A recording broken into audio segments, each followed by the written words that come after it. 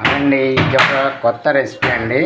Egg, ఉల్లిపాయలు, ఉప్మా రవ్వ, కొత్తిమీర, కరివేపాకు, జీలకర్ర, అల్లం వెల్లుల్లి, టమాటా మొత్తము అన్నీ కోసి నూనె వేసి వేయించాలండి.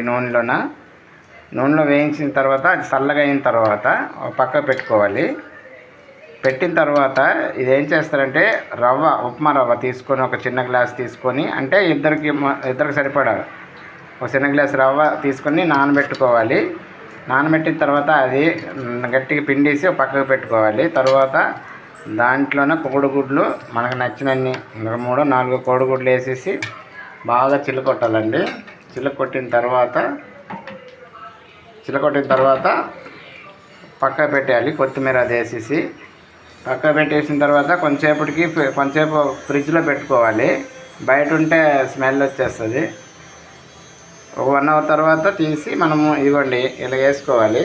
అచ్చుల్లాగా వేసుకుంటే ఇదొకటి చాలా చాలా టేస్ట్గా ఉంటుంది. అంత కూడా చాలా మంచిదండి. ఇది ఒకటి కొత్త రకం అనమాట. ఇది నేనే కనిపెట్టాను, ఎక్కడ చూడలేదండి. సొంతం ఆలోచించి చేశాను. చూడండి ఎంత బాగున్నాయి, ఎంత బాగా కనిపిస్తున్నాయి.